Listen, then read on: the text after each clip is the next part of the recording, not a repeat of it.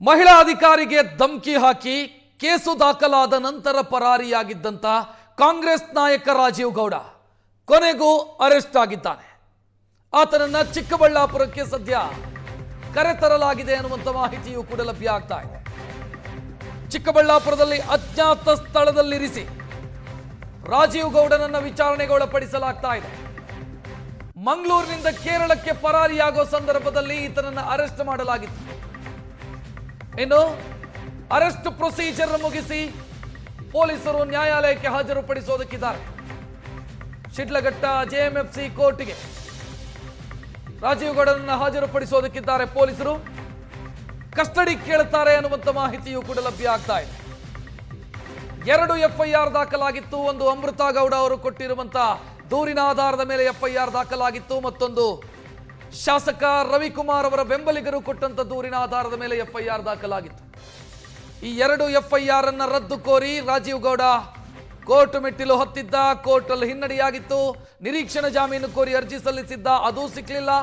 ಬಂಧನ ಅನಿವಾರ್ಯ ಆಗಿತ್ತು. ಈಗ ರಾಜೀವ್ ಗೌಡನನ್ನ ಅರೆಸ್ಟ್ ಮಾಡಿ ಪೊಲೀಸರು ಚಿಕ್ಕಬಳ್ಳಾಪುರಕ್ಕೆ ಕರೆತಂದಿದ್ದಾರೆ. ಇನ್ನು ಮಂಗಳೂರಲ್ಲಿ ರಾಜೀವ್ ಗೌಡಗೆ ಪ್ರಭಾವಿ ನಾಯಕರೊಬ್ಬರು ಆಶ್ರಯ ಕೊಟ್ಟಿದ್ರು ಅನ್ನುವಂತ ಮಾಹಿತಿ.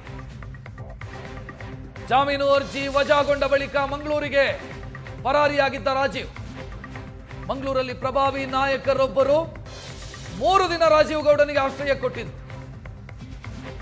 ಇದರ ಸುಳಿವು ಪೊಲೀಸರಿಗೆ ಸಿಕ್ಕ ಬೆನ್ನಿಗೆ ಮಂಗಳೂರಿಗೆ ಬರ್ತಾರೆ. ಈ ವೇಳೆ ಮಂಗಳೂರಿನಿಂದ ಕಾಸರಗೋಡು ಮುಖಾಂತರ ಕೇರಳದ ಮಲಪ್ಪುರಂ ಕಡೆಗೆ ಎಸ್ಕೇಪ್ ಆಗುವಂತ ಪ್ರಯತ್ನದಲ್ಲಿದ್ದ ಅನ್ನುವಂತ ಮಾಹಿತಿ. ಈ ವೇಳೆ ಆತನನ್ನ ಅರೆಸ್ಟ್ ಮಾಡಲಾಗಿದೆ. ತಲಪಾಡಿ ಗಡಿ ದಾಟಿ ಕಾಸರಗೋಡಿನ ಕಡೆಗೆ ಹೊರಟಿದ್ದ ರಾಜೀವ್ ಗೌಡ ಸದ್ಯ ಆತನನ್ನ ಅರೆಸ್ಟ್ ಮಾಡಲಾಗಿದೆ. ಅರೆಸ್ಟ್ ಮಾಡಿ ಚಿಕ್ಕಬಳ್ಳಾಪುರಕ್ಕೆ ಕರೆತರಲಾಗಿದೆ.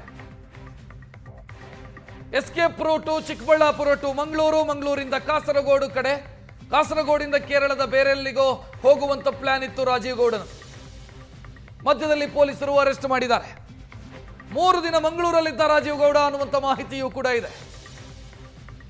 ಮಂಗಳೂರಲ್ಲಿ ಈತನಿಗೆ ಆಶ್ರಯ ಕೊಡಲಾಗಿತ್ತು. ಕಾಂಗ್ರೆಸ್ನ ಒಬ್ಬ ಪ್ರಭಾವಿ ನಾಯಕ ರಾಜೀವ್ ಗೌಡನಿಗೆ ಆಶ್ರಯ ಕೊಟ್ಟಿದ್ದ ಅನ್ನೋ ಮಾಹಿತಿ.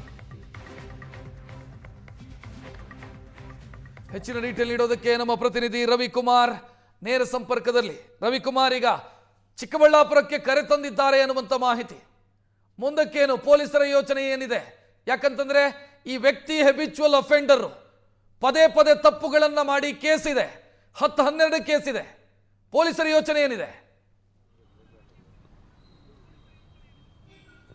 ಖಂಡಿತ ರಕ್ಷತ್, ನಿನ್ನೆ ಸಂಜೆ ಅಷ್ಟೇ ಕೇರಳದ ಗಡಿಯಲ್ಲಿ ರಾಜೀವ್ ಗೌಡನನ್ನು ಬಂಧಿಸಿದ್ದಾರೆ ಪೊಲೀಸರು. ಚಿಕ್ಕಬಳ್ಳಾಪುರದ ಅಜ್ಞಾತ ಸ್ಥಳಕ್ಕೆ ಕರ್ಕೊಂಡ್ಬಂದು ಈಗ ಆತನನ್ನು ವಿಚಾರಣೆ ನಡೆಸಿದ್ದಾರೆ. ಕೆಲವೇ ಗಂಟೆಗಳಲ್ಲಿ ಆತನನ್ನು ನ್ಯಾಯಾಧೀಶರ ಮುಂದೆ ಹಾಜರುಪಡಿಸುವಂಥ ಪ್ರಕ್ರಿಯೆ ಕೂಡ ಇದೆ. ಅಂದರೆ ಆ ಶಿಡ್ಲಘಟ್ಟ ಜೆಎಂಎಫ್ಸಿ ನ್ಯಾಯಾಲಯಕ್ಕೆ ರಾಜೀವ್ ಗೌಡನನ್ನು ಕರೆದುಕೊಂಡು ಹೋಗಿ ಅಲ್ಲಿ ಪ್ರೊಡ್ಯೂಸ್ ಮಾಡ್ತಾರೆ. ಅಲ್ಲಿ ಒಂದು ರಿಮ್ಯಾಂಡ್ ಅಪ್ಲಿಕೇಶನ್ ಕೂಡ ಹಾಕ್ಕೊಳ್ತಾರೆ. ಅಂದರೆ ನ್ಯಾಯಾಂಗ ಬಂಧನಕ್ಕೆ ಬೇಕೋ ಇಲ್ಲ ಪೊಲೀಸ್ ಕಟ್ಟಡಿಗೆ ಬೇಕು ಅಂತ ಈಗಾಗಲೇ ಚಿಕ್ಕಬಳ್ಳಾಪುರದ ಅಜ್ಞಾತ ಸ್ಥಳದಲ್ಲಿ ರಾಜೀವ್ ಗೌಡನನ್ನು ಇಟ್ಟು ಪೊಲೀಸರು ವಿಚಾರಣೆಯನ್ನು ಕೂಡ ಮಾಡ್ತಾ ಇದ್ದಾರೆ. ಈ ನಿಟ್ಟಿನಲ್ಲಿ ಈಗ ಏನು ಚಿಕ್ಕಬಳ್ಳಾಪುರದ ಒಂದು ಇಡೀ ಚಿಕ್ಕಬಳ್ಳಾಪುರ, ರಾಮನಗರ ಹಾಗೂ ತುಮಕೂರು 3 ಜಿಲ್ಲೆಗಳ ಪೊಲೀಸರಿಂದ ಕಾರ್ಯಾಚರಣೆ ನಡೆಸಿ ರಾಜೀವ್ ಗೌಡನನ್ನು ಬಂಧಿಸಿರೋದು.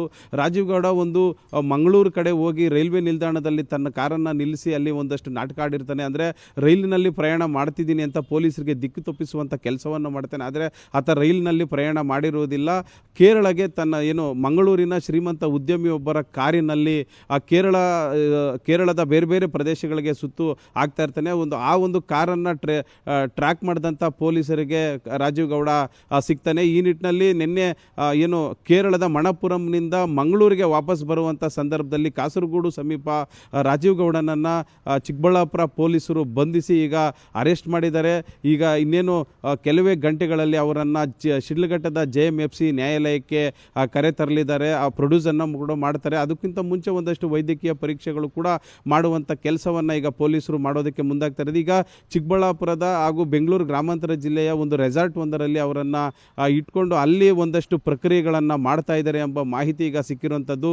ಸೊ ಈ ನಿಟ್ಟಿನಲ್ಲಿ ಇಡೀ ಏನು ಶಿಡ್ಲಘಟ್ಟ ನಗರದಾದ್ಯಂತ ಪೊಲೀಸರ ಒಂದು ಬಿಗಿ ಬಂದೋಬಸ್ತನ್ನು ಕೂಡ ಮಾಡಿಕೊಳ್ಳಲಾಗ್ತದೆ. ಯಾಕಂದರೆ ಈ ಒಂದು ತಾವು ಹೇಳ್ದಂಗೆ ಒಬ್ಬ ಪುಡಾರಿಯಾಗಿದ್ದ, ಸೊ ರಾಜಕಾರಣಿ ಕೂಡ ಸ್ಪರ್ಧೆ ಮಾಡಿ ಆತನ ಒಂದು ಸಹಚರು ಕೂಡ ತುಂಬಾ ಜನ ಇರ್ತಾರೆ, ಬೆಂಬಲಿಗರು ಇರ್ತಾರೆ. ಈ ನಿಟ್ಟಿನಲ್ಲಿ ರವಿಕುಮಾರ್, ಇಲ್ಲಿ ಈ ವ್ಯಕ್ತಿಯ ಮೇಲೆ ಸಾಕಷ್ಟು ಕೇಸುಗಳಿದ್ದಾವೆ, 10-12 ಕೇಸುಗಳಿರೋದರ ಬಗ್ಗೆ ಆತನೇ ಅಫಿಡವಿಟ್ ಅಲ್ಲಿ ಉಲ್ಲೇಖಿಸಿದ್ದಾನೆ.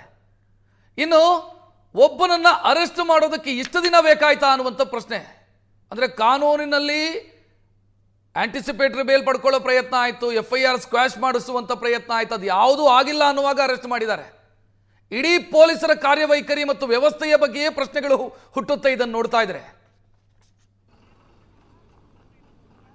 ಖಂಡಿತ ರಕ್ಷತ್, ಅಂದರೆ ಹೈಕೋರ್ಟ್ನಿಂದ FIR ಸ್ಕ್ವಾಶ್ ಕೂಡ ರಿಜೆಕ್ಟ್ ಆಯಿತು, ಚಿಂತಾಮಣಿ ಕೋರ್ಟ್ನಲ್ಲಿ ಆಂಟಿಸಿಪೇಟರಿ ಬೇಲ್ ಕೂಡ ರಿಜೆಕ್ಟ್ ಆಯಿತು, ಪಕ್ಷದಿಂದ ಉಚ್ಚಾಟನೆ ಕೂಡ ಆಯಿತು. ಅಂದರೆ ಈ ಒಂದು ಹಂತದವರೆಗೂ ಕೂಡ ಚಿಕ್ಕಬಳ್ಳಾಪುರ ಪೊಲೀಸರು ಸಾಕಷ್ಟು ಪ್ರಯತ್ನ ಪಟ್ಟಿದ್ರು. ಇದಾದ ಬಳಿಕ ಬಂಧನೋದಕ್ಕೆ ಖುದ್ದು ಕೇಂದ್ರ ವಲಯದ IGP ರವರೇ ಒಂದು ಇಡೀ ಏನು ಸೆಂಟ್ರಲ್ ರೇಂಜ್ನ ವ್ಯಾಪ್ತಿಯಲ್ಲಿರುವಂಥ 3 ಜಿಲ್ಲೆಗಳ ದಕ್ಷ ಪೊಲೀಸ್ ಅಧಿಕಾರಿಗಳ ತಂಡವನ್ನು ಮಾಡಿ, ಸೊ ಏನಾದರೂ ಮಾಡಿ ರಾಜೀವ್ ಗೌಡನನ್ನು ಬಂಧಿಸಲೇಬೇಕು ಅನ್ನೋ ಒಂದು ನಿರ್ಣಾಯಕ ಹಂತಕ್ಕೆ ತಲುಪಿದ್ರು. CM ಕೂಡ, ಹೋಮ್ ಮಿನಿಸ್ಟರ್ ಕೂಡ ಬೇಸರವನ್ನು ವ್ಯಕ್ತಪಡಿಸಿದ್ರು. ಮತ್ತೊಂದು ಕಡೆ ಸಾರ್ವಜನಿಕ ವಲಯದಲ್ಲಿ ಏನು ಈ ರಾಜೀವ್ ಗೌಡನಿಗೆ ಸರ್ಕಾರದ ಪ್ರಭಾವಿ ಸಚಿವರುಗಳ ಶ್ರೀರಕ್ಷೆ ಕೂಡ ಬಂಧನ ಮಾಡಬಾರ್ದು ಅನ್ನೋ ಒಂದು ಪೊಲೀಸರ ಮೇಲೆ ಒತ್ತಡ ಇತ್ತು ಅನ್ನೋ ಒಂದು ಚರ್ಚೆ ಕೂಡ ಸಹಜವಾಗಿ ಸಾರ್ವಜನಿಕ ವಲಯದಲ್ಲಿ ಹುಟ್ಟಾಕೊಂಡಿತ್ತು. ಆದರೆ ಎನಿವೆ 13 ದಿನಗಳ ಬಳಿಕ ಕೊನೆಗೂ ರಾಜೀವ್ ಗೌಡ ಈಗ ಕೇರಳದಲ್ಲಿ ಅರೆಸ್ಟ್ ಆಗಿದ್ದಾನೆ. ಸೊ ಈ ನಿಟ್ಟಿನಲ್ಲಿ ಪೊಲೀಸರು ಕೂಡ ನಿಟ್ಟುಸಿರು ಬಿಟ್ಟುವಂತಾಗಿದೆ. ಎಲ್ಲೋ ಒಂದು ಕಡೆ ಈ ಒಂದು ಟೀಕೆಗಳಿಂದ ಒಂದಷ್ಟು ಇಷ್ಟು ದಿನ ಬೇಕಾಗಿತ್ತ ಒಬ್ಬ ವ್ಯಕ್ತಿಯನ್ನು ಬಂಧಿಸೋದಕ್ಕೆ ಅನ್ನೋ ಒಂದು ಆರೋಪ ಕೂಡ ಪೊಲೀಸರ ಮೇಲೆ ಇತ್ತು ಅಂತಾನೆ ಹೇಳ್ಬೋದು. ರಕ್ಷಿತ್, ಥ್ಯಾಂಕ್ ಯು ರವಿಕುಮಾರ್ ಮಾಹಿತಿಗೆ.